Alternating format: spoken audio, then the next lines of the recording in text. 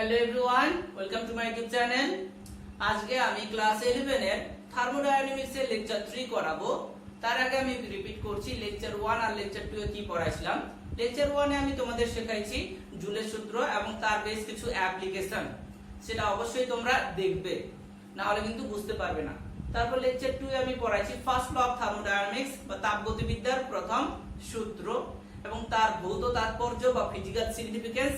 আর আমি তোমাদের শিখিয়েছি তাপগতিবিদ্যার প্রথম সূত্রের ডিসঅ্যাডভান্টেজ বা সীমাবদ্ধতা বা লিমিটেশন বা ত্রুটি।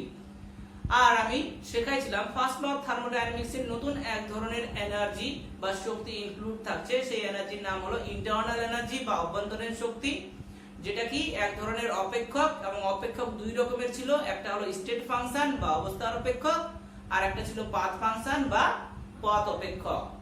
সেখানে বেশ কিছু আমি তোমাদের এক্সাম্পল দিয়ে অনেক কিছুই শেখাইছি। তোমরা অবশ্যই লেকচার 2 আর লেকচার 1 ভিডিও দেখবে। আর শেখাইছিলাম গ্যাস দ্বারা বাহ্যিক কৃতকার্য dW ইকুয়াল টু, আমি একটু লিখে দেখাচ্ছি তোমাদের। গ্যাস দ্বারা বাহ্যিক কৃতকার্য dW ইকুয়াল টু কি শেখাইছি? PdV। dW equal two PdV, যেখানে dV টা কি? খুব ক্ষুদ্র পরিমাণ আয়তন। V যদি আয়তনের সিম্বল হয় ভলিউম, আয়তনের ইংলিশ হলো ভলিউম, এইজন্য সিম্বল দেওয়া হয় V। তো V যদি মোট আয়তন হয়, অবকলনের ভাষায় সেটাকে বলা হয় dV। আচ্ছা, একটা জিনিস আমি বলছি, আমি ফিজিক্সের এই টপিকটা পড়াবো লেকচার 3, তারপর এখানেই আমি শেখাবো তোমাদের একটু অবকলন আর সমাকলন। অবকলন আর সমাকলন তোমরা তোমাদের ম্যাথের স্যারের কাছে শিখবে। আর যদি না শিখে থাকো তো আমি একটু যত সামান্য শেখাবো, না হলে কিন্তু আমি এগোতে পারবো না, তোমাদের ঠিকঠাক বোঝাতে পারবো না। তবুও তোমাদের আমি বলছি, তোমাদের ম্যাথের স্যারের কাছে তোমরা ডিফারেন্সিয়েশন বা অবকলন এবং ইন্টিগ্রেশন বা সমাকলন অবশ্যই শিখে রাখবে, না হলে কিন্তু ফিজিক্স বুঝতে পারবে না। কারণ ম্যাথমেটিক্স আর ফিজিক্স হলো টাকার এপিট আর ওপিট। ম্যাথ না পারলে ফিজিক্স পারবে না, ফিজিক্স না পারলে ম্যাথও ঠিকঠাক পারবে না। ফিজিক্স পারলে তো ম্যাথ অবশ্যই পারবে। তো যাই হোক, V যদি মোট আয়তন হয়, অবকলনের ভাষায় ক্ষুদ্র পরিমাণ আয়তন হলো dV। এই ক্ষুদ্র পরিমাণ আয়তন dV এর জন্য গ্যাস যে কার্য করছে সেটা খুব ক্ষুদ্র পরিমাণ করছে। কার্যের সিম্বল যদি W হয়, সেটা যদি মোট কৃতকার্য W হয়, তাহলে অবকলনের ভাষায় ক্ষুদ্র পরিমাণ কৃতকার্য কি হবে? dW। এই কোশ্চেনটা আমি তোমাদের শেখাইছি যে dW ইকুয়াল টু কি? PdV, যেখানে P টা কি? প্রেসার, আর dV টা কি? আয়তনের পরিবর্তনও বলা যায় বা ক্ষুদ্র পরিমাণ আয়তন। তো মুদ্রা কথা হলো, আমরা শিখেছিলাম কৃতকার্য মানে কি? চাপ ইনটু আয়তন। তোমরা এটা মাথায় রাখবা যে কৃতকার্য মানে কি? চাপ ইনটু আয়তন। এইবার এখান থেকে আমরা শিখেছিলাম আরেকটা টপিক, সেটা হলো মোট কৃতকার্য। মোট বের করার জন্য আমরা কি করেছিলাম? সমাকলন করেছিলাম।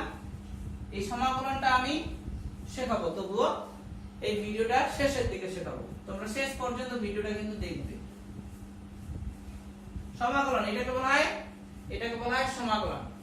সমাকলন নিলে একটা ইকুয়েশনের লেফট হ্যান্ড সাইডেও নিতে হয়, রাইট হ্যান্ড সাইডেও নিতে হয়। মানে এই যে ইকুয়েশনটা dW PdV, এটাকে ইকুয়েশন 1 দিলাম। এটা যদিও আমি শেখাইছি তোমাদের লেকচার 2, মানে ভিডিও নাম্বার 2 থার্মোডায়নামিক্স বা তাপগতিবিদ্যা, তোমরা দেখে রাখবা। সেখানে আমি একদম ডিটেইলে শেখাইছি কিভাবে করতে হয়, কিভাবে এই প্রুফটা আসলো। এখান থেকে অনেকগুলা 3টা স্পেশাল কেস বা বিশেষ ক্ষেত্র শেখাইছিলাম।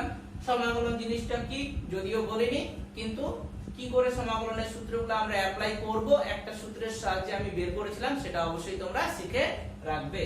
তো এটা ইকুয়েশন 1, 1 নং সমীকরণ। 1 নং সমীকরণকে উভয় দিকে সমাকলন করে পাই বা ইন্টিগ্রেশন করে পাই, এটা হলো ইন্টিগ্রেশনের সিম্বল। তাহলে এদিকে নিলে এদিকেও নিতে হবে, উভয় দিকেই নিতে হবে ইন্টিগ্রেশন। তো নিলাম। এবার সেখানে আমি শেখাইছি integration over dW equal to কি? W। এটা একটা ইন্টিগ্রেশনের ফর্মুলা কাজ করছে, সেটা হলো এরকম। সেটা যদি আমি শেখাবো integration over dx equal to x। তাহলে দেখো তোমরা, ইন্টিগ্রেশন ওভার dW, W বলতে এখানে কি? x। তাহলে ইন্টিগ্রেশন ওভার dx যদি x হয়, x মানে কি? W। তাহলে ইন্টিগ্রেশন ওভার dW মানে কি? W। তাহলে লেফট হ্যান্ড সাইডে ইন্টিগ্রেশন ওভার dW এর জায়গায় আমি কি বসাবো? W বসাবো। আর রাইট হ্যান্ড সাইডে যা থাকবে তাই থাকবে। কেন? সেটা তো ভিডিও শেষে শেখাবোই, তাও বলছি। এখানে চারটা কনস্ট্যান্ট না, কোন একটা জিনিস যদি কনস্ট্যান্ট হয় তাহলে সেটা কি ইন্টিগ্রেশনের বাইরে বের হবে।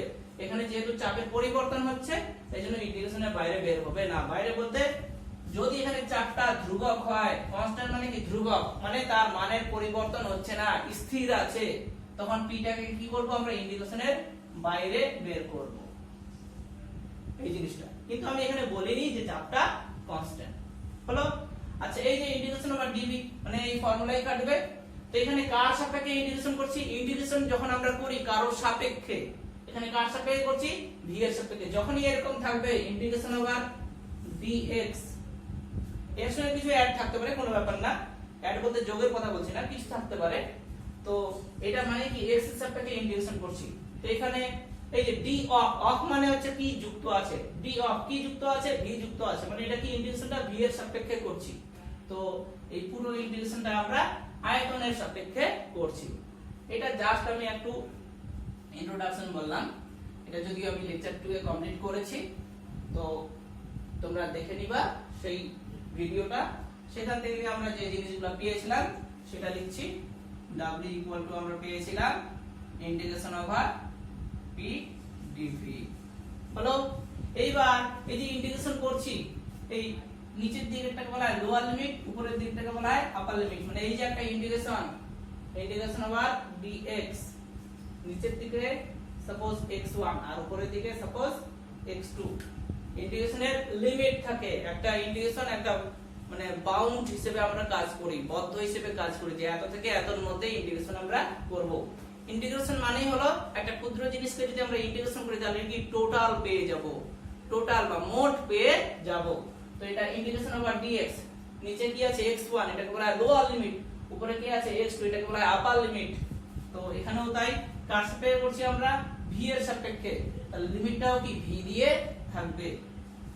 v বলতে এখানে v1 আর v2। ধরে নিলাম একটা গ্যাস আছে, সেই গ্যাসের প্রাথমিক আয়তন v1, এটা একটা গ্যাস, গ্যাসের প্রাথমিক আয়তন কি v1। এইবার বাইরে থেকে টেম্পারেচার দিলাম, তোমরা জানো উষ্ণতা বাড়ালে গ্যাসের কি আয়তন বাড়ে। বাইরে থেকে উষ্ণতা দিলাম, গ্যাসের আয়তন বৃদ্ধি হয়ে এত বড় হলো, গ্যাসটা এক্সপ্যান্ড হয়ে, এক্সপ্যান্ড মানে কি প্রসারণ, আয়তনে বৃদ্ধি হলো, তখন তার আয়তন কি v2। অবভিয়াসলি হচ্ছে এখানে কি v2 এর পরিমাণ v1 এর তুলনায় বেশি, মানে এই জিনিসটা আমি লিখতে পারি v2 গ্রেটার দেন v1। এই যে v1 এর পরিমাণটা বেশি, v2 এর পরিমাণটা কম, মানে এটা কি ইনিশিয়াল অবস্থা আর এটা কি ফাইনাল অবস্থা।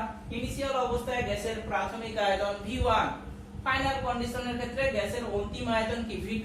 এইজন্য এই যে ইন্টিগ্রেশনটা, এই ইন্টিগ্রেশনের লোয়ার লিমিট মানে কি প্রাথমিক অবস্থায়, আর আপার লিমিট মানে কি অন্তিম অবস্থায় থাকবে, এটা তোমরা শিখে রাখবা।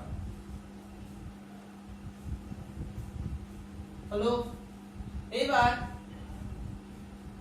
এখান থেকে আমরা শিখেছিলাম, আচ্ছা এখানেই বলে দিই, এই যে ইন্টিগ্রেশন ওভার dx মানে আমরা কি জানি x, কিন্তু যখনই লিমিট থাকবে, লিমিট কি আছে এখানে x1 আর x2, এই লিমিটটাকে তোমরা ভুলে যাও, এই লিমিট নাই, ভুলে যাও।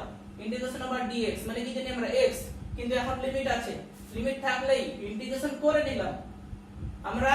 ইন্টিগ্রেশন ওভার dx মানে কি x, ইন্টিগ্রেশন করে নিয়েছি, কিন্তু লিমিট যখনই থাকবে এবং থার্ড ব্র্যাকেট দিব, থার্ড ব্র্যাকেটের নিচের দিকে কি x1 আর উপরে কি x2, মানে লোয়ার লিমিট কি উপরে আর সরি লোয়ার লিমিট নিচের দিকে, আপার লিমিট কি উপরের দিকে। এবার একটা ফর্মুলা আছে, লিমিট বসাবো। লিমিট বসানোর নিয়ম হলো x এর জায়গায় আপার লিমিট বসাবো মাইনাস x এর জায়গায় লোয়ার লিমিট বসাবো, মানে আপার লিমিট মাইনাস লোয়ার লিমিট। তো x এর জায়গায় আমরা x2 বসালাম, আপার লিমিট বসিয়ে দিলাম, মাইনাস x এর জায়গায় এখন কি বসাবো x1, মানে লোয়ার লিমিট। মানে এটা পুরো ইন্টিগ্রেশন করে আমরা কি পেলাম x2 মাইনাস x1। একই রকম এখানেও আমরা শিখেছিলাম লেকচার 2 তে p into v2 minus v1।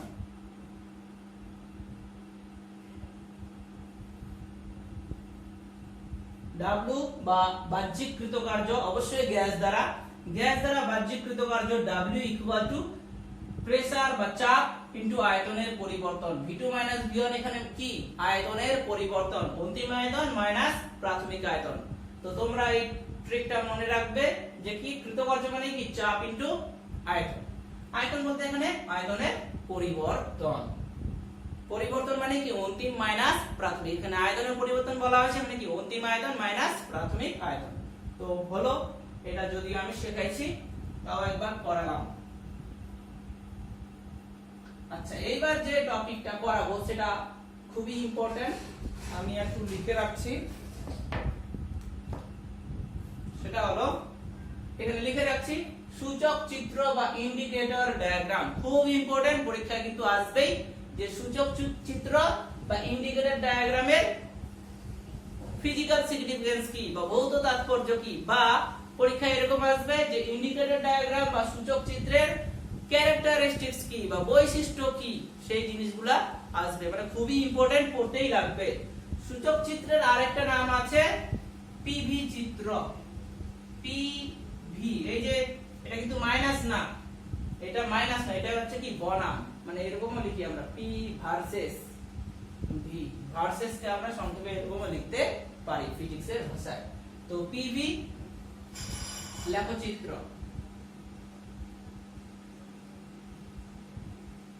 PV লেখচিত্র।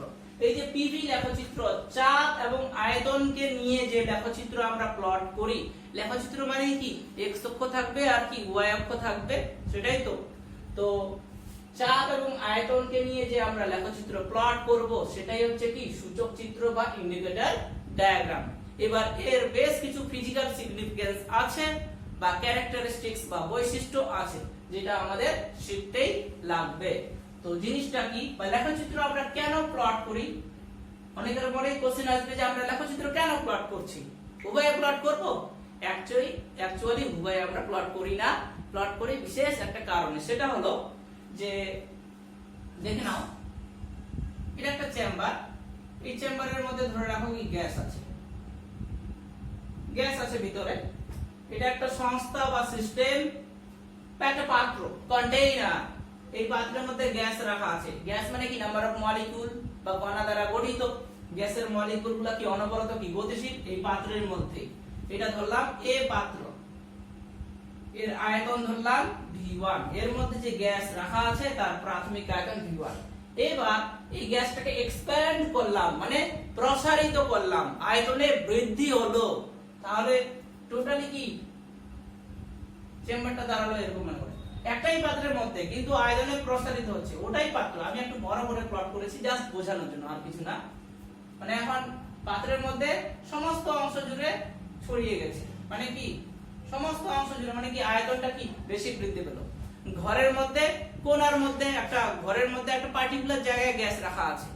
এবার সেই গ্যাসটা কি পুরো ঘর জুড়ে প্রসারিত হলো, পুরো ঘর জুড়ে ছড়িয়ে পড়লো, মানে কি পুরো ঘর জুড়ে, মানে আয়তনটা কি বৃদ্ধি পেল, এক্সপ্যান্ড হলো। আগে শুধুমাত্র কি ঘরে একটা নির্দিষ্ট জায়গায় কি গ্যাসটা রাখা ছিল, এখন সেটা কি পুরো ঘর জুড়ে প্রসারিত হয়েছে, এক্সপ্যান্ড হয়েছে, মানে কি আয়তনে বৃদ্ধি হয়েছে। সেটাই আমি এখানে প্লট করছি, কিন্তু ঘর একটাই, মানে পাত্র একটাই, যদিও ছবিটা ছোটই হবে, এরকমই হবে, জাস্ট আমি বোঝার জন্য বলছি। তো এ কন্টেইনারই কিন্তু একটাই পাত্র, পাত্রটার নাম কি এ, কন্টেইনার মানে পাত্র বা পাত্র দ্বি। যেহেতু আয়তনে বৃদ্ধি হলো গ্যাসের, তার আয়তন কি V2। ক্লিয়ার? এইবার এই যে আমার হাতে ছিল V1 পরিমাণ গ্যাস, সেটা এক্সপ্যান্ড হয়ে তার আয়তন হলো V2। গ্যাসটা কেমন কিভাবে প্রসারিত হলো, তার প্রকৃতি বা নেচার যদি আমরা জানতে চাই ম্যাথমেটিক্যালি এবং কিছু চিত্রের দ্বারা, এই চিত্রটাকে বলা হচ্ছে লেখচিত্র। মানে এই যে গ্যাসটা আয়তনে বৃদ্ধি হচ্ছে, অথবা গ্যাসটা আয়তনে সংকুচিতও হতে পারে, মানে কমতেও পারে। যে এই যে গ্যাসটা আছে পুরো অংশ জুড়ে ছিল, তার প্রাথমিক আয়তন V1, এবার কমে, মানে আয়তনটা কমে গেল, কমে দাঁড়ালো হচ্ছে কি V2। মানে অন্তিম আয়তনটা বাড়তেও পারে কমতেও পারে। মানে গ্যাসের তো প্রসারণও হয় আবার সংকোচনও হয়, তোমরা ক্লাস 10 এ বা 9 এ শিখেছো। তো সংকোচনও হতে পারে অথবা প্রসারিত হচ্ছে। এই যে সংকোচন বা প্রসারণটা হচ্ছে, সাপোজ হাতটা দেখো, এদিকে তাকাও সবাই, এই বাড়ছে, মনে করো এরকম বাড়ছে, কোন বরাবর বাড়ছে এরকম করে বাড়ছে, অথবা কোন বরাবর কমছে এইরকম করে কমছে। এই দেখো এটা একটা কি পথ হচ্ছে না, এটা কি একটা নেচার বা প্রকৃতি হচ্ছে। এই যে পথ বা পথটা, এটা কি বিশেষ একটা কি কি এটা একটা, যদি অঙ্কন করি একটা কি দাঁড়াবে, এরকম কার্ভেচার দাঁড়াবে। মানে এদিকে যদি যাই উপরে উঠছে মানে কি প্রসারিত হচ্ছে, নিচের দিকে যাচ্ছে মানে কি সংকোচন হচ্ছে মনে করো গ্যাসের। তাহলে এটা কি একটা পথ হচ্ছে কিনা, এই পুরো পথটাকে যদি আমি প্লট করতে চাই, তার প্রকৃতিটাকে জানতে চাই, সেটাকেই বলা হচ্ছে লেখচিত্র। এখানে যে লেখচিত্রটা প্লট করব সেটা কি চাপ বনাম আয়তনের লেখচিত্র। লেখচিত্র প্লট করি আমরা কেন? কারণ হলো তার প্রকৃতিটা জানার জন্য, যে কিভাবে সে আয়তনে বৃদ্ধি হচ্ছে বা সংকুচিত হচ্ছে, কিভাবে সেই পাত্রের মধ্যে গ্যাসটি প্রসারিত হচ্ছে বা সংকুচিত হচ্ছে, সেই প্রসারণ বা সংকোচনকে আমরা জানতে চাইবো বিশেষ একটা কি চিত্রের দ্বারা। সেই চিত্রটাকে বলা হচ্ছে এখানে সূচক চিত্র বা ইন্ডিকেটর ডায়াগ্রাম। আরো একটা নাম আছে, সেটা হলো পিভি চিত্র, পরীক্ষায় কিন্তু আসবেই। তো সেটা আমি এখন প্লট করে দেখাচ্ছি। তার আগে আমি বলছি এখানে আয়তন বলতে কি, একটা প্রাথমিক আয়তন যার সিম্বল আমি কি দিয়েছি V1, আর একটা কি অন্তিম আয়তন যার সিম্বল দিয়েছি V2।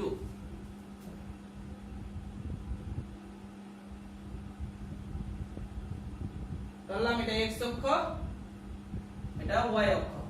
যেহেতু কি পিভি লেখচিত্র, চাপ বনাম আয়তন, আয়তনকে আমি x অক্ষ বরাবর কনসিডার করলাম, চাপকে y অক্ষ বরাবর কনসিডার করলাম। কোনো ব্যাপার না, এই বরাবরও তোমরা আয়তন নিতে পারো, এই বরাবরও চাপ নিতে পারো, ওটা কোনো ব্যাপার না।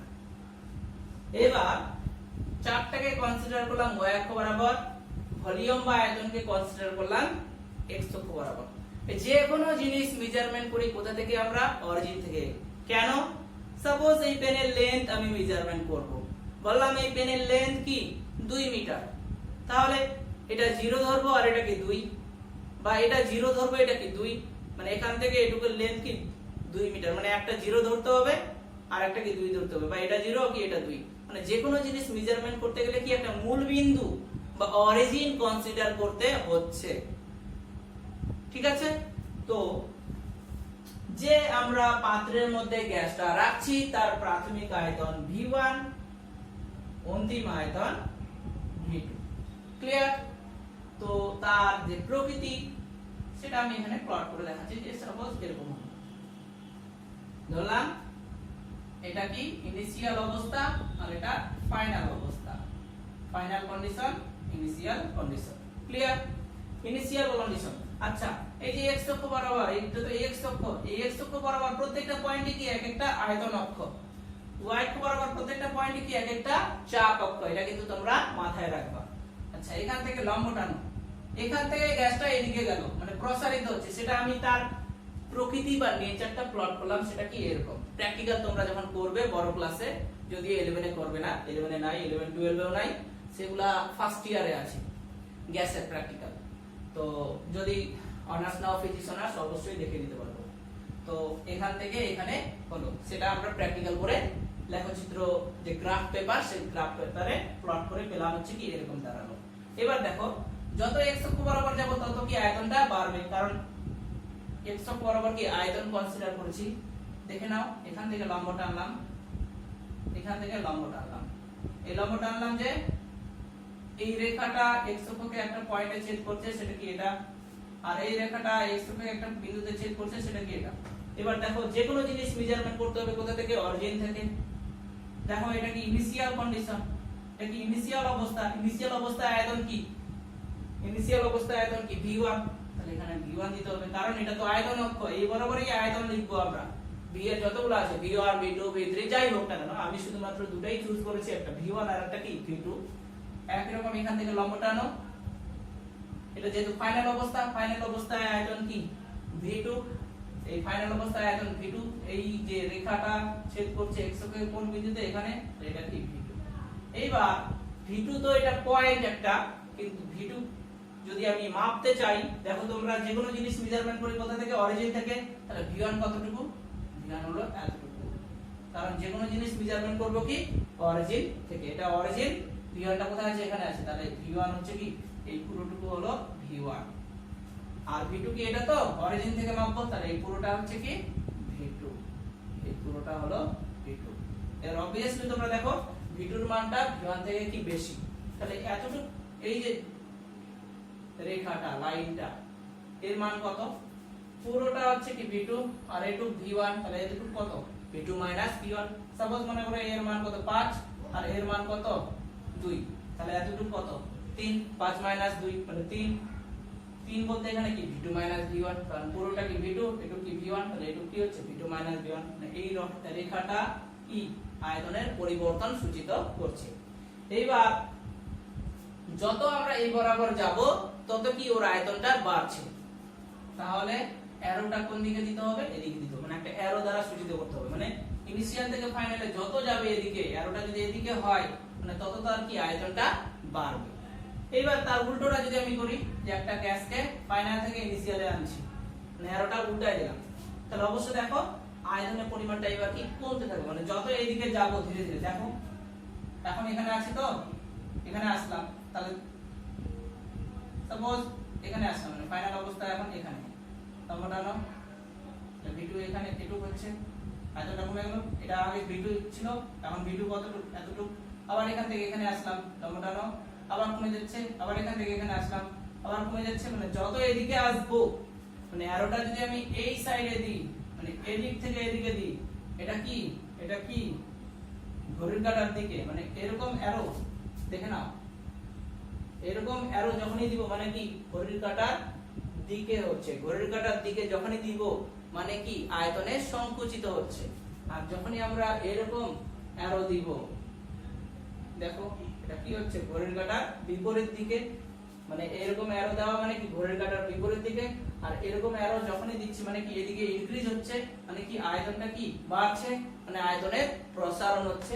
মানে এখান থেকে আমরা শিখলাম যে অ্যান্টি ক্লকওয়াইজ বা ঘড়ির কাঁটার বিপরীত দিকে কি আয়তন বৃদ্ধি হয় বা গ্যাসের প্রসারণ ঘটে, আর ক্লকওয়াইজ বরাবর বা ঘড়ির কাঁটার দিকে যদি যাই তাহলে আয়তনের কি সংকোচন হচ্ছে, মানে গ্যাসের সংকোচন হবে। ক্লিয়ার?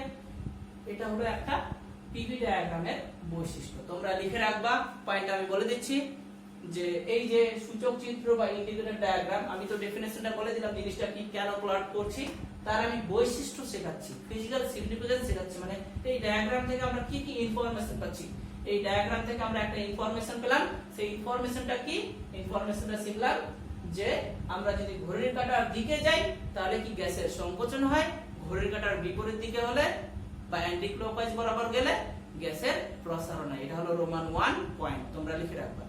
চলছে কিনা ভিডিওটা একটু দেখে নিই।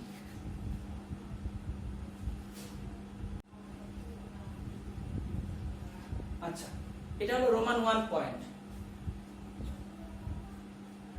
আবার এটা প্লট করে দেখাচ্ছি একটু ঠিকঠাক করে, তোমরা কিন্তু লিখে রাখবা। রোমান 1 পয়েন্ট কি, ঘড়ির কাঁটার বিপরীত দিকে হলে গ্যাসের প্রসারণ, ঘড়ির কাঁটার দিকে হলে গ্যাসের সংকোচন। এটি হলো পিভি ডায়াগ্রাম বা সূচক চিত্র বা ইন্ডিকেটর ডায়াগ্রামের একটি বৈশিষ্ট্য।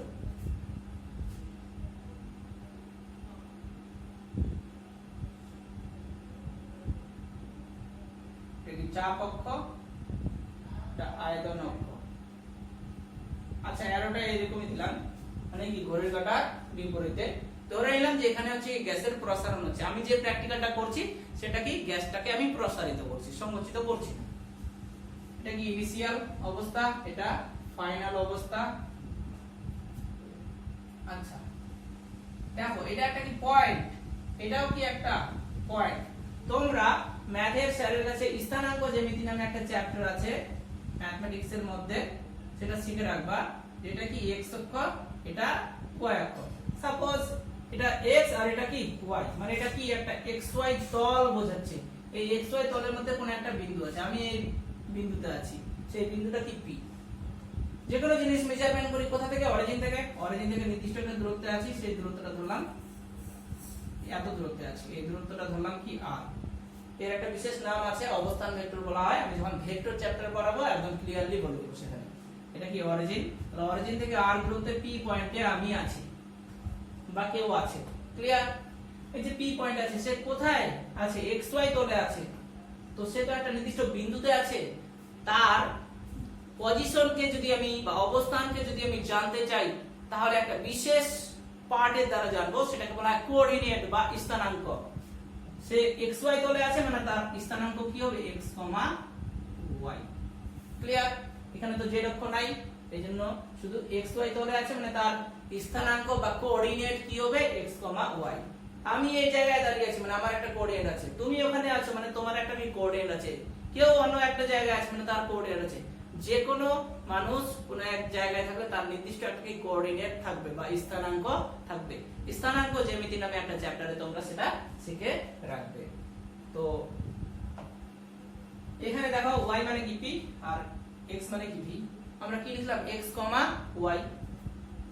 তাহলে দেখো এটা একটা কি, এটা xy তল, এটা তো x অক্ষ আর এটা তো y অক্ষ, ঠিক কি না?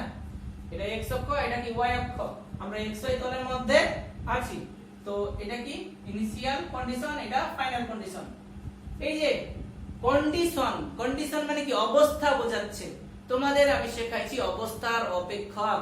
তো সূচক চিত্র মানে কি পিভি ডায়াগ্রাম বা সূচক চিত্রের মধ্যে যে ইনিশিয়াল স্টেট এবং ফাইনাল স্টেট আছে সেটা কি এক একটা সাম্যাবস্থাকে সূচিত করছে। সাম্যাবস্থা মানে কি ইকুইলিব্রিয়াম, মানেটা হলো আমি এখানে স্থির আছি। সাপোজ আমি রায়গঞ্জ থেকে কালিয়াগঞ্জে যাব। রায়গঞ্জ হলো আমার ইনিশিয়াল স্টেট। আমি এখানে কি স্থির আছি, মানে কি ইকুইলিব্রিয়ামে আছি, মানে কি সাম্যাবস্থায় আছি। আমি কোথায় যাব? কালিয়াগঞ্জে যাব। কালিয়াগঞ্জে গেলাম মানে আমি পৌঁছালাম, মানে ওটা কি আমার ফাইনাল স্টেট, মানে এফ। ক্লিয়ার? সেখানেও কি আমি স্থির হয়ে গেলাম, মানে কি সাম্যাবস্থা। তো এখানেও তাই। এটা xy তল মানে পিভি ডায়াগ্রাম, এটা p এটা v। পিভি ডায়াগ্রামের মধ্যে এই যে একটা গ্যাসকে প্রসারিত আমরা করছি, তার দুটো স্টেট থাকছে, একটা ইনিশিয়াল স্টেট আর একটা ফাইনাল স্টেট। তো এই প্রত্যেকটা স্টেট কি এক একটা সাম্যাবস্থাকে সূচিত করবে। ক্লিয়ার? তো এটা তোমরা লিখে রাখবে। পয়েন্টটা হলো, আচ্ছা বৈশিষ্ট্য আমি লিখে দিচ্ছি, বইয়ের মধ্যেও আছে, আমি পেজ নাম্বার বলছি। এটা আমার পুরনো বই অনুযায়ী 737 737 পেজে আছে পিভি চিত্র বা সূচক চিত্র। তো বিশাল বড় বড় আছে, অত বড় বড় লিখতে হবে না, আমি আমার মতো করে লিখে দিচ্ছি। বৈশিষ্ট্য নাম্বার 1, পিভি লেখচিত্রের মধ্যে বা পিভি চিত্রের মধ্যে প্রত্যেকটা বিন্দু বা পয়েন্ট কি এক একটি সাম্যাবস্থাকে সূচিত করে। তাই আছে এখানে বিশাল বড় বড় করে আছে।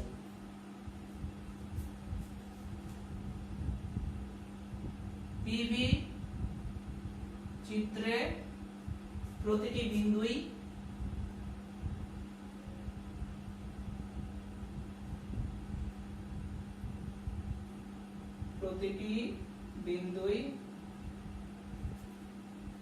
একটি সাম্যাবস্থাকে সূচিত করে। প্রতিটি বিন্দুই সাম্যাবস্থাকে সূচিত করে।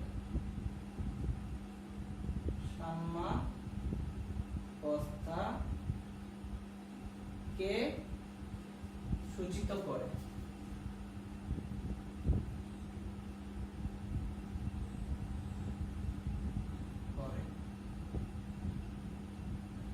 পিভি চিত্রে বা সূচক চিত্রে বা ইন্ডিকেটর ডায়াগ্রামে প্রতিটি বিন্দুই সাম্যাবস্থাকে সূচিত করে, ইকুইলিব্রিয়ামকে সূচিত করছে।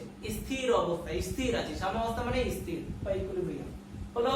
আর রোমান টুটা আমি লিখছি না, রোমান টুটা তোমরা লিখে রাখবা। একটু আগে যেটা বললাম আমি যে অ্যান্টি ক্লকওয়াইজ বরাবর মানে কি গ্যাসের সংকোচন পিভি লেখচিত্রের ক্ষেত্রে বা ইন্ডিকেটর ডায়াগ্রাম বা সূচক চিত্রের মধ্যে। অ্যান্টি ক্লকওয়াইজ বরাবর মানে গ্যাসের প্রসারণ এবং ক্লকওয়াইজ বরাবর মানে গ্যাসের সংকোচন। এটা হলো রোমান 2, তোমরা লিখে রাখবে।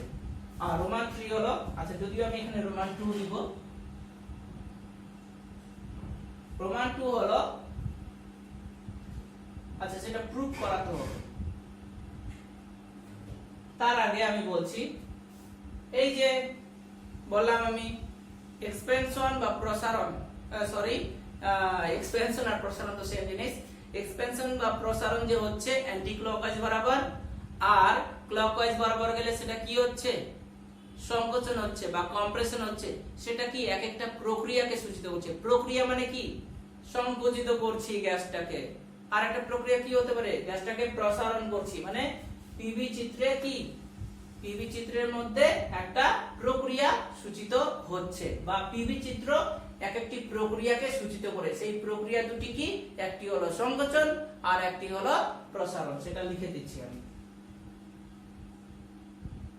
পিভি চিত্র একটি প্রক্রিয়াকে সূচিত করে। একটি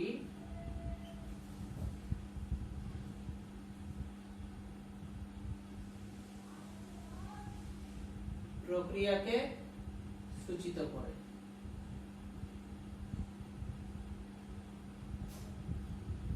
দেখায়, সূচিত মানে এখানে দেখাচ্ছে। ক্লিয়ার? আর একটা পয়েন্ট আছে, সেটা হলো এই যে দেখো এটা কি y অক্ষ, এটা x অক্ষ। y অক্ষ বরাবর মানে কি এখানে প্রেসার, x অক্ষ বরাবর কি এখানে ভলিউম বা আয়তন। এখানে আমি দেখাইছি হচ্ছে কি এটা একটা প্রক্রিয়া, সেই প্রক্রিয়াটা দেখে নাও তোমরা। এদিকে আরো মানে কি অ্যান্টি ক্লকওয়াইজ, মানে কি গ্যাসের প্রসারণ হচ্ছে। তো এটা ইনিশিয়াল স্টেট, এটা কি ফাইনাল স্টেট, দেখে নাও তোমরা। ফাইনাল স্টেট মানে একটা পয়েন্ট মানে কি এক একটা স্থানাঙ্ক। ফাইনাল যেহেতু আমি ধরে নিলাম যে প্রাথমিক আয়তন অন্তিম আয়তন V2 আর অন্তিম চাপ P2, এটা হলো অন্তিম বা ফাইনাল, দুটাই হচ্ছে ফাইনালের ক্ষেত্রে। আর প্রাথমিক আয়তন V1, প্রাথমিক চাপ P1, এটা হলো ইনিশিয়ালের ক্ষেত্রে। হলো, এটা আমি লিখে দিচ্ছি। তাহলে এর স্থানাঙ্ক কি হবে P2, P2, আর এর স্থানাঙ্ক P1, V1। হলো, তো এখান থেকে যদি একটা লম্ব হবে, একটু আগে যেটা শেখালাম যে এটা হচ্ছে কি V1, এটা V2। একই রকম দেখো x অক্ষ বরাবর এত ঘর গেলাম, তখন y অক্ষ বরাবর কি এত ঘর যাব। তো এটা কি y অক্ষ বরাবর, এখানে y মানে কি চাপ, এখানে এটুক চাপ কি দিয়েছি আমি, এখানে P1 দিয়েছি। তাহলে এটা পুরোটা এখান থেকে লম্ব টানছি, এটা হলো P1। একই রকম x অক্ষ বরাবর এত ঘর আসলাম, এই পুরোটা হচ্ছে কি V2, তখন y অক্ষ বরাবর কি এত যাব, মানে এই বিন্দুতে যদি আমাকে যেতে হয়। আচ্ছা, এটা একটু পরে বোঝাচ্ছি, আমি লিখে দিচ্ছি আগে। সেটা হলো প্রমাণ 3 হলো পয়েন্টটা আমি লিখে দিচ্ছি। পিভি চিত্রে এই যে ক্ষেত্রফলটা এক একটা প্রক্রিয়া, দেখো ইনিশিয়াল থেকে ফাইনালে গেলাম, ইনিশিয়াল স্টেট থেকে ফাইনাল স্টেটে গেলাম, লম্ব টানো। এটা কি হচ্ছে, একটা ট্রাপিজিয়াম হচ্ছে না। এই যে ট্রাপিজিয়াম, এর একটা পার্টিকুলার কি ক্ষেত্রফল আছে বা এরিয়া আছে। তো এই যে পিভি চিত্রের মধ্যে যে প্রক্রিয়াটা ইনিশিয়াল স্টেট থেকে ফাইনাল স্টেটে লম্ব টানলাম, তাহলে একটা কি হচ্ছে, একটা ক্ষেত্রফল পাচ্ছি বা ক্ষেত্র পাচ্ছি বা এরিয়া পাচ্ছি। এই যে এরিয়াটা, সেটা কি হবে পিভি চিত্রের মধ্যে যে এরিয়া, সেটা হলো একটা কৃতকার্য। পিভি চিত্রের মধ্যে যে ক্ষেত্রফল, সেটি হলো কৃতকার্য। লিখে দিচ্ছি আমি, পিভি চিত্রের ক্ষেত্রফল, পিভি চিত্রের ক্ষেত্রফলই হলো বা ক্ষেত্রফল হলো গ্যাস দ্বারা কৃতকার্য।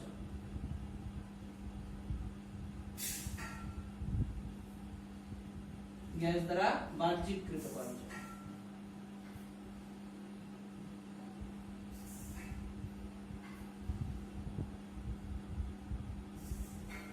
আরেকবার বলছি, পিভি চিত্রের ক্ষেত্রফল হলো গ্যাস দ্বারা বাহ্যিক কৃতকার্য।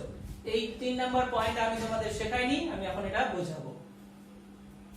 এটা লিখে রাখো তোমরা।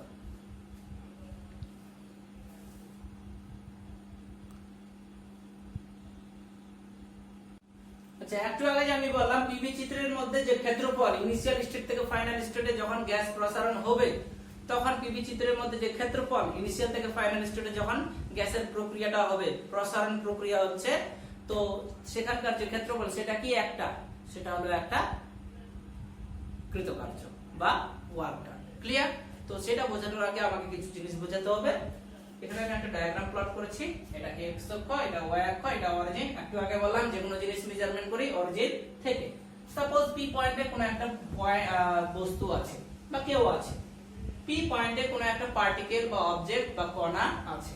হলো, xy তলে আছে, মানে তার কোঅর্ডিনেট কি হবে x, y। ক্লিয়ার? অরিজিন থেকে নির্দিষ্ট একটা দূরত্বে আছে, সেই দূরত্বটা কি r, এটাকে বলা হয় অবস্থান ভেক্টর বা পজিশন ভেক্টর। ইংরেজি থেকে বলা হয় পজিশন ভেক্টর, বাংলায় হলো অবস্থান ভেক্টর। আর দূরত্বে আছে P পয়েন্টে। এইবার P পয়েন্টে যদি আমি যেতে চাই, এটাকে এইভাবে যাব। দেখে নাও, এখান থেকে লম্ব টানলাম। এই যে লম্ব টানলাম, x অক্ষকে একটা বিন্দুতে ছেদ করলো, মানে এটা কি x, কারণ তার কোঅর্ডিনেট কি x। আর একটা কি আছে y আছে, মানে এটা পুরোটা কি y, এই পুরোটা হলো y।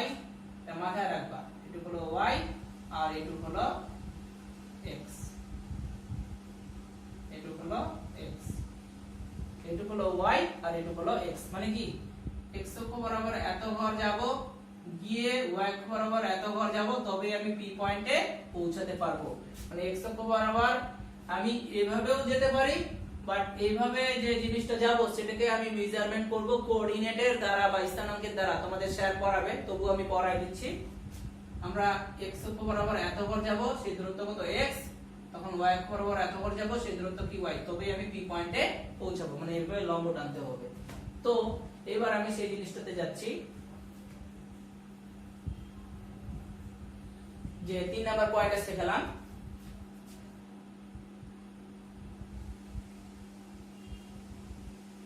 সেটা আমি প্রমাণ করব যে পিভি চিত্রের মধ্যে যে ক্ষেত্রফল সেটি হলো ওয়ার্ক ডান। এটা হলো প্রেসার, এটা হলো ভলিউম। আচ্ছা, এটা ইনিশিয়াল স্টেট আর এটা ফাইনাল স্টেট। লম্ব টেনে দিলাম একবারে, লম্ব টেনে দিলাম। ইনিশিয়াল স্টেট, এটা ফাইনাল স্টেট।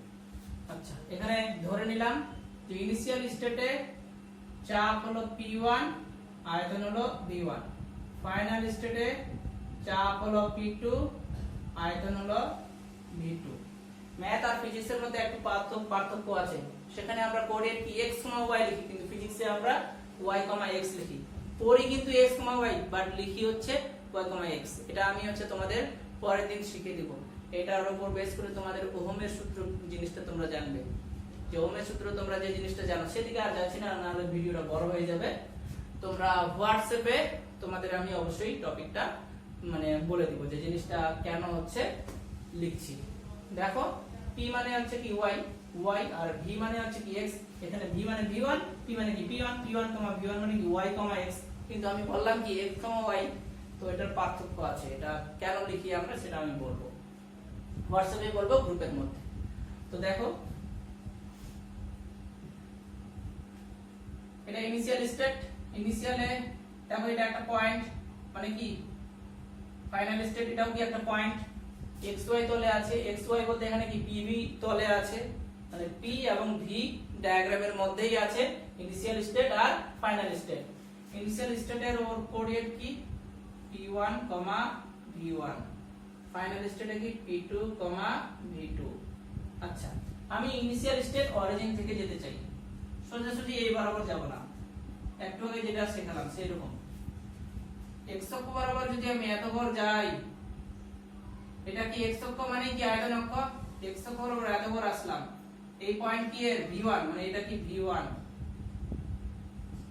x অক্ষ বরাবর এত ঘর আসলাম, তারপর y অক্ষ বরাবর এত যাব, তবে আমি কি ইনিশিয়াল স্টেটে পৌঁছাতে পারবো। আর এটুক মান কত p1, কারণ একটু আগে বললাম ওই যে জিনিসটা বোঝালাম x, y, এটুক x আর এটুক কি y। x মানে এখানে কি v1 আর এখানকার y মানে কি p1। একই রকম এখানে যাব আমি, এখানকার x মানে কি v2 আর y মানে কি p2। মানে এখানে যদি আমি যেতে চাই তাহলে x অক্ষ বরাবর এত ঘর পৌঁছাবো। এই পুরোটা হচ্ছে কি, দেখো ওর কোঅর্ডিনেট কত v2 আছে, x মানে হচ্ছে এখানে কি v2 আর এখানে y মানে হচ্ছে কি p2। এটা আমি লিখে দিলাম। ক্লিয়ার? আচ্ছা, আমি বের করব হচ্ছে কি কৃতকার্য মানেই কি এরিয়া বা ক্ষেত্রফল, বা উল্টোটা আমি বলতে পারি যে এখানকার যে ক্ষেত্রফল সেটাই কি একটা কৃতকার্য বা ওয়ার্ক ডান। তো এদিকে তাকাও, এটা কি একটা ট্রাপিজিয়াম হচ্ছে, এটা কি একটা ট্রাপিজিয়াম হচ্ছে। এখান থেকে লম্ব টানলাম, এর মান যত এটাও তাই, কারণ ট্রাপিজিয়ামের ক্ষেত্রফলের সূত্র কি জানি আমরা, হাফ ইনটু সমান্তরাল বাহুর সমষ্টি ইনটু লম্ব দূরত্ব। লম্ব দূরত্ব আমি এটাকেও নিতে পারি অথবা এটাকেও নিতে পারি, কারণ এটা আর এটা কি সেম, দেখে নাও প্যারালাল সেম।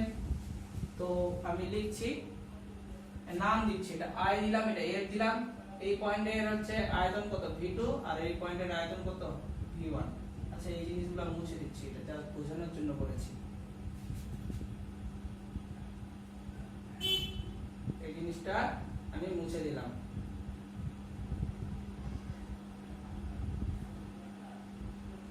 হলো, আমি পয়েন্ট নাম দিচ্ছি, এটা i f, এটা নাম দিলাম a, এটা নাম দিলাম b, এটা নাম দিলাম c। হলো, c পয়েন্ট মানে এটা কি i পয়েন্ট। দেখো এই i পয়েন্ট, এখান থেকে লম্ব টানলাম মানে এটাই i, এটা বি পয়েন্ট, তো এটা লম্ব টানলাম, এটা বি মানে এটাই কি এফ, এটাও এফ, এটাও এফ, সেম জিনিস, একই লাইনে আছে যেহেতু। তো এর আয়তন কি v1 আর এর আয়তন v2। একটু আগে বললামই আমি, এখান থেকে লম্ব টানছি, এটা কি v1, সেই পয়েন্টের নাম দিয়েছি কি c, আর লম্ব টানলাম, এটা কি আয়তন কত v2, এই পয়েন্টের নাম দিলাম কি b। হলো, তাহলে ট্রাপিজিয়ামটার নাম কি পড়লো, i f a b c, যেখান থেকে যাব সেখানে শেষ হবে, i f a b c i, না লিখলেও চলে যদিও। তো আমি এখানে লিখছি ট্রাপিজিয়াম, প্রমাণটা কিন্তু আসে, মাত্র একটা পেজ পড়াচ্ছি, কিন্তু একটা পেজ পড়াতেই অনেকক্ষণ সময় লাগবে, ডিপলি শিখতেই হবে। আর সিলেবাস আমি কমপ্লিট করাবো, 8-9 মাসের মধ্যে কমপ্লিট করাবো। আর যেগুলো জিনিস তোমরা বুঝবে না, অবশ্যই তোমরা আমাকে গ্রুপের মধ্যে কোশ্চেন করবে, every question. Trapezium i f a b c এর ক্ষেত্রফল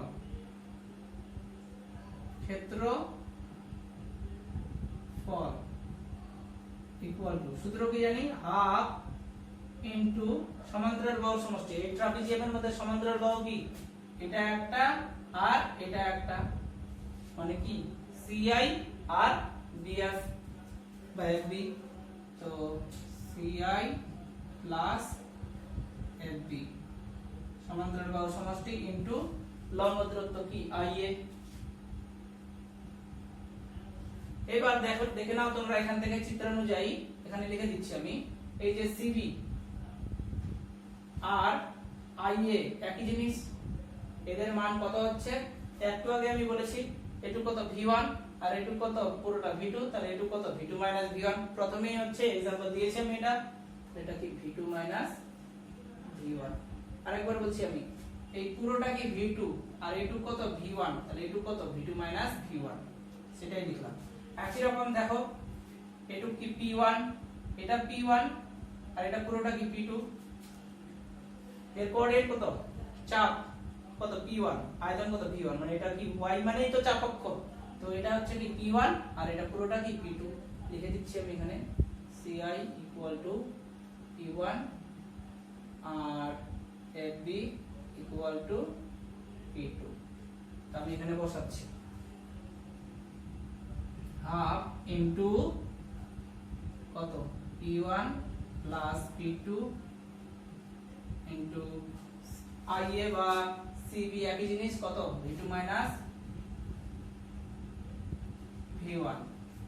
এবার দেখো, এই p1 plus p2 by 2, p1 plus p2 by 2, এই 2টা নিচের দিকে আসতে পারে, এটা কি, এটা একটা এভারেজ ব্যাপারটাও রিপ্রেজেন্ট করছে। এভারেজ মানে কি, গড়, গড় মানে কি, সবগুলা যোগ করব, ডিভাইডেড বাই কি, ভাগ করব।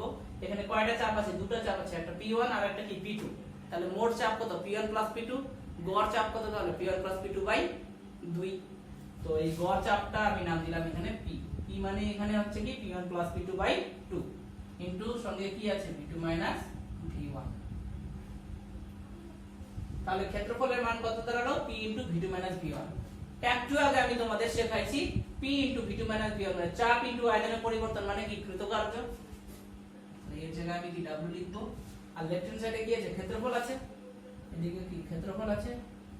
তাহলে PV চিত্রের মধ্যে যে ক্ষেত্রফল সেটি কি একটি ওয়ার্ক ডান প্রমাণ হলো। এখানে P মানে হচ্ছে কি গড় চাপ, মানে P1 প্লাস P2 বাই 2 প্রমাণ হয়ে গেল।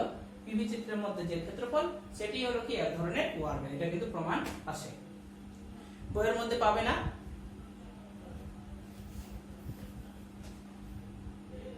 এবার যে জিনিসটা আমরা শিখবো সেটা হলো PV ডায়াগ্রাম দুই রকম প্রসেসে, একটা হলো স্থির চাপ পদ্ধতি আর একটা হলো স্থির আয়তন পদ্ধতি। এই দুই রকম পদ্ধতির একটা বেসিক নাম আছে।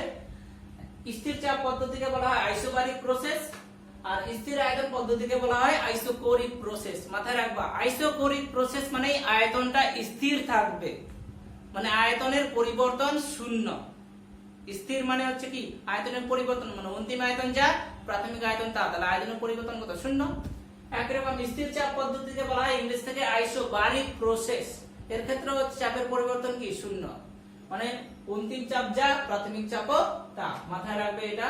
তাহলে এই দুই রকম প্রসেসে মানে আইসোবারিক প্রসেস বা স্থির চাপ পদ্ধতি এবং আইসোকোরিক প্রসেস বা স্থির আয়তন পদ্ধতির ক্ষেত্রে পিভি চিত্র বা সূচক চিত্র বা ইন্টিগ্রেটেড ডায়াগ্রাম কেমন হচ্ছে সেটা দেখাও, পরীক্ষার মধ্যে আসে, খুবই ইম্পর্টেন্ট, আসবেই, অনেকবার আসছে, তোমাদের করতেই লাগবে, কিছু করার নেই। তো দেখো পড়াচ্ছি আমি। y অক্ষ মানে কি চাপ অক্ষ, x অক্ষ মানে কি আয়তন অক্ষ। এখানে কি হেডলাইন আছে, স্থির চাপ পদ্ধতি, মানে চাপের মান কখনোই পাবে না, মানে চাপের পার্টিকুলার একটা কি মান থাকবে। ধরে নিলাম চাপের পার্টিকুলার মান হচ্ছে কি p, বাট এক্ষেত্রে আয়তনটা কিন্তু বাড়বে, মানে যখন চাপটা স্থির থাকবে কিন্তু আয়তন বাড়তেই পারে, v1 v2 v3 v4 v5 চলতেই থাকবে।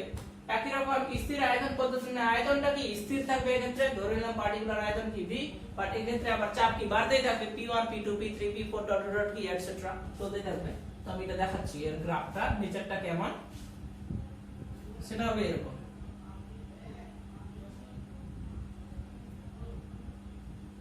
সেটা হবে এরকম, কেন দেখে নাও।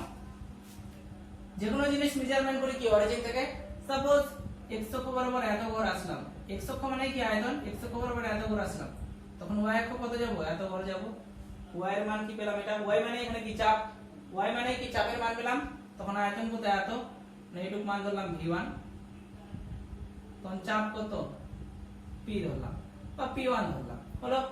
আবার এখন আয়তনের মান বাড়ালাম মানে কি x অক্ষ বরাবর বেশি যাব, x অক্ষ বরাবর এত ঘর আসলাম, মানে এই পুরোটা কত ধরলাম v2,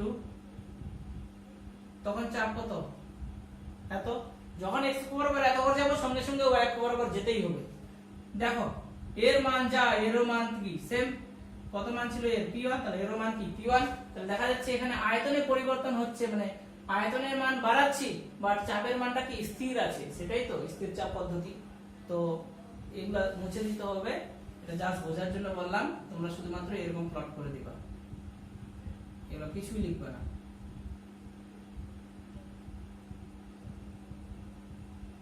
এরকম লিখে দিবা, বাস নাম্বার দিয়ে দিবে। এক নাম্বার থাকে স্থির চাপ পদ্ধতি মানে কি x অক্ষের সমান্তরাল, এটা কি x অক্ষের সমান্তরাল কিনা। একই রকম স্থির আয়তন পদ্ধতি মানে উল্টা হবে, y অক্ষের সমান্তরাল হবে, মানে আয়তনের মানটা ফিক্সড বাট চাপের মানটা কি আলাদা আলাদা হবে। দেখে নাও x অক্ষ বরাবর এত ঘর আসলাম,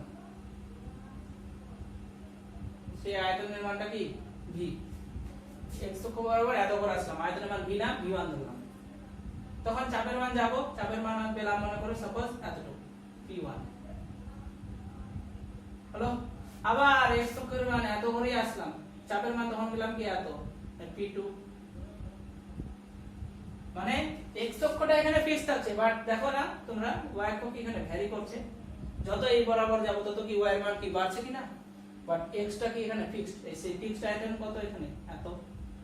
তো তোমরা এইভাবে প্লট করবে না, তোমরা শুধুমাত্র জাস্ট এরকম দেখিয়ে দিবে, মানে স্থির আয়তন পদ্ধতি মানে কি y অক্ষের সমান্তরাল। ক্লিয়ার হলো এটাও।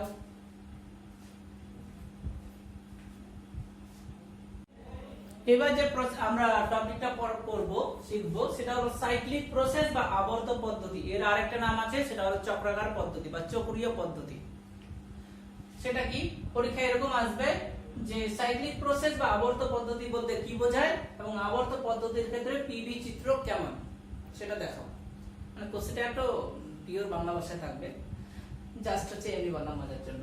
তো দেখো সাইক্লিক প্রসেস বা আবর্ত পদ্ধতি হলো আমি ইনিশিয়াল স্টেট থেকে ফাইনাল স্টেটে গেলাম, আবার পুনরায় যেখান থেকে যাব সেখানেই আবার পুনরায় আসব।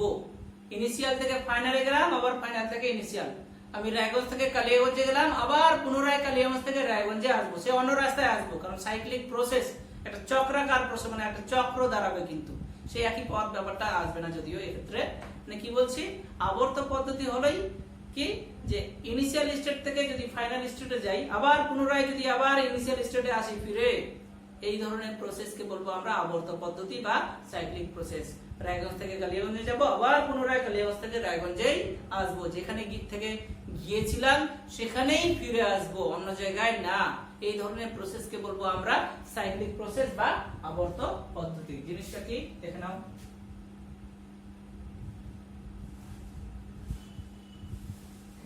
এটা হলো ইনিশিয়াল স্টেট, আর এটা হলো আমার ফাইনাল স্টেট। হলো এটা ইনিশিয়াল স্টেট, এটা ফাইনাল স্টেট। আমি ইনিশিয়াল থেকে ফাইনাল স্টেটে গেলাম এই পথ বরাবর। তোমাদের আমি পাথ ফাংশন বোঝাইছিলাম, অবস্থার অপেক্ষক আর পথ অপেক্ষক বোঝাইছিলাম, সেই জিনিসটার মতোই কিন্তু। তো ইনিশিয়াল স্টেট থেকে ফাইনাল স্টেটে গেলাম আমি এই পথ বরাবর, এই রাস্তা দিয়ে। সেই রাস্তাটার নাম দিলাম I1F। হলো এখানে এই বরাবর একটা রাস্তা গেলাম। কিন্তু আবর্ত পদ্ধতি তখনই বলতে পারবো যদি আমি আবার ফাইনাল স্টেট থেকে কোন একটা রাস্তা দিয়ে যেখান থেকে গিয়েছিলাম সেখানেই ফিরে আসব। এই ধরনের প্রসেসকে বলবো আমরা সাইক্লিক প্রসেস বা আবর্ত পদ্ধতি বা চক্রাকার পদ্ধতি। তাহলে আবার ওই জায়গায় ফিরে আসলাম পুনরায় ইনিশিয়াল স্টেটে, কিন্তু পথটা শুধু কি আলাদা, মানে এই দিক দিয়ে আসলাম না, পথটা শুধু আলাদা। সেই পথটার নাম দিলাম কি 2। এবং কোন দিকে আসলাম, এদিক থেকে এদিকে আসলাম, তাহলে অ্যারোটা কি হবে, এদিকে হবে। যাওয়ার সময় অ্যারো এদিকে, আসার সময় অ্যারোটা কি এদিকে। তাহলে আমি গেলাম ফাইনাল স্টেটে কি I1F রাস্তা দিয়ে, ফিরে আসলাম F2I রাস্তা দিয়ে। তো এই যে ইনিশিয়াল স্টেট থেকে ফাইনালে গেলাম, আবার ফাইনাল থেকে পুনরায় ইনিশিয়ালে আসলাম, এই ধরনের প্রসেসকে বলবো আমরা আবর্ত পদ্ধতি। তাহলে আবর্ত পদ্ধতির ক্ষেত্রে পিভি ডায়াগ্রাম হলো এরকম। ক্লিয়ার? এবং এই যে চক্রটা, এই চক্রের যে ক্ষেত্রফল, জাস্ট বোঝাচ্ছি সুবিধার জন্য, এই চক্রের পুরো যে ক্ষেত্রফল, সেই ক্ষেত্রফলটা কি I1F2I এর যে ক্ষেত্রফল, এই পুরো ক্ষেত্রফলটা কি পিভি ডায়াগ্রামের মধ্যে ক্ষেত্রফল মানে কি একটু আগেই প্রুফ করলাম, সেটা কি, সেটা হলো কৃত কার্য বা ওয়ার্ক ডান। তাহলে পিভি ডায়াগ্রামের মধ্যে ক্ষেত্রফল I1F2I ইকুয়াল টু কৃত কার্য, সেটা লিখে রাখছি। ক্ষেত্রফল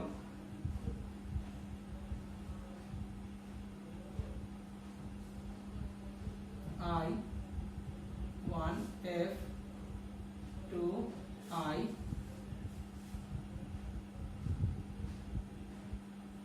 I1F আবার লিখছি I1F2I এর ক্ষেত্রফল। এবার ভাষাটা ঠিক হবে।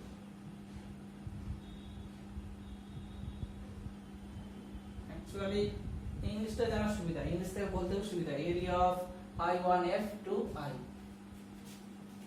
সেটা কি ওয়ার্ক ডান বা কৃত কার্য। ক্লিয়ার হলো? সেটাই। আচ্ছা, এখান থেকে একটা ইম্পর্টেন্ট কোশ্চেন আছে, সেটা হলো যে সাইক্লিক প্রসেসের ক্ষেত্রে অভ্যন্তরীণ শক্তির পরিবর্তন কত। এমসিকিউটা আছে, তোমরা মাথায় রাখবা। আবর্ত পদ্ধতির ক্ষেত্রে অভ্যন্তরীণ শক্তির পরিবর্তন হলো 0। অভ্যন্তরীণ শক্তির পরিবর্তন মানে কি U2 E1। E1 মানে কি প্রাথমিক অভ্যন্তরীণ শক্তি, U2 কি অন্তিম অভ্যন্তরীণ শক্তি। তাহলে পরিবর্তন করতে U2 E1 এক্ষেত্রে 0 হবে। কেন সেটাই আমি বলছি, এটা লিখে রাখবা তোমরা। আচ্ছা, এখান থেকেই সেটা হলো, দেখো আমি ইনিশিয়াল স্টেট থেকে ফাইনালে গেলাম, পুনরায় আবার কি ইনিশিয়াল স্টেটে আসলাম। আমি কি ফাইনাল স্টেটে থাকলাম? যদি আমি ফাইনাল স্টেটে থাকি তাহলে তো আমি সাইক্লিক প্রসেস বা আবর্ত পদ্ধতি বলতে পারবো না। আবর্ত পদ্ধতি তখনই বলতে পারবো যে কি আমি ইনিশিয়াল থেকে ফাইনালে গেলাম, আবার ফাইনাল থেকে পুনরায় ইনিশিয়ালে আসলাম, যেখান থেকে গিয়েছিলাম সেখানেই ফিরে আসলাম। যদি সেখানেই ফিরে আসি তবে আমি বলতে পারবো আবর্ত পদ্ধতি। তো ইনিশিয়াল স্টেটের ক্ষেত্রে ধরলাম আমি ইন্টারনাল এনার্জি কি E1। ক্লিয়ার? তাহলে পরিবর্তন কত, E1 E1 কি 0। তাহলে পরিবর্তন কত, পরিবর্তন U1 E1 কত, 0। তাহলে মাথায় রাখবা সাইক্লিক প্রসেসের ক্ষেত্রে আবর্ত পদ্ধতির ক্ষেত্রে অভ্যন্তরীণ শক্তির পরিবর্তন কত, 0। ক্লিয়ার? অভ্যন্তরীণ শক্তির পরিবর্তন 0 মানে কি অভ্যন্তরীণ শক্তি স্থির থাকবে, কনস্ট্যান্ট থাকবে। এটাও লিখতে পারবা। কনস্ট্যান্ট মানে কি, সাপোজ E1 এর মান কি 2, অভ্যন্তরীণ শক্তির মান কি 2, তাহলে পরিবর্তন কত 2 2 মানে কি 0। 2 মানটা কি 2 মানে 2 থেকে 3 হবে না, কিন্তু কনস্ট্যান্ট, স্থির, ধ্রুবক। ক্লিয়ার? তাহলে আমি লিখে দিচ্ছি এখানে সাইক্লিক প্রসেসের ক্ষেত্রে, তো তোমরা লিখে রাখো, আমি বলে দিচ্ছি। সাইক্লিক প্রসেসের ক্ষেত্রে বা আবর্ত পদ্ধতির ক্ষেত্রে অভ্যন্তরীণ শক্তির পরিবর্তন 0 হয়। এটাও লিখতে পারো বা এটাও লিখতে পারো আবার, সাইক্লিক বা আবর্ত পদ্ধতির ক্ষেত্রে অভ্যন্তরীণ শক্তি স্থির থাকে, ধ্রুবক থাকে। ক্লিয়ার? বা অভ্যন্তরীণ শক্তির পরিবর্তন হয় না। তো আজকে এই পর্যন্তই। অ্যাকচুয়ালি আমার মোবাইলটার স্পেস নেই, স্পেসটা একটু করতে হবে, মোবাইলে একটু গন্ডগোল হয়েছে। আর এই যে আমি বললাম ইন্টিগ্রেশন আর সমাকলন, সেটা আমি কালকে শেখাবো। কালকে ওই একই টাইমেই পড়া মানে ভিডিও দিব, 1টার দিকে তোমরা পেয়ে যাবে। আর কোনো কোশ্চেন থাকলে পরে অবশ্যই তোমরা আমাকে গ্রুপে বলবে। যারা পড়তে ইচ্ছুক আমার কাছে, আমি আমার নাম্বার দিচ্ছি, সেই নাম্বারটা হলো মোবাইল নাম্বার 8944888813। এটা আমার হোয়াটসঅ্যাপ নাম্বারও, আবার এটাতে কল করলেও ফোন লাগবে। আর একটা হলো 8436208193। এই দুটো হলো আমার মোবাইল নাম্বার। কারো কোনো সমস্যা হলে পরে গ্রুপ আছে আমার ক্লাস 11 এর, এটা হলো আমার হোয়াটসঅ্যাপ নাম্বার, গ্রুপ আছে। কেউ যদি গ্রুপে জয়েন হতে চাও এবং যে কোনো টাইপের কোশ্চেন করবে, আমি যে টপিকটুকু পড়াচ্ছি তো আমি ইনশাআল্লাহ উত্তর দেওয়ার চেষ্টা করব। তো তোমরা নাম্বারগুলো টুকে রাখবা, ফোন করতেও যারা যারা পড়বে আমার কাছে ফোন করবা। আমি এভাবেই একটা মাস পড়াবো ইউটিউবে, তারপর অফলাইনে পড়াবো। মানে সেপ্টেম্বরের প্রথম করে আমি অফলাইনেই পড়াবো। আর আমার বাড়ি কলেজ পাড়া হলো। আর ভিডিওটা যদি ভালো লেগে থাকে তো অবশ্যই লাইক সাবস্ক্রাইব করবা, আর তোমাদের বন্ধুদেরকেও সাবস্ক্রাইব করতে বলবা।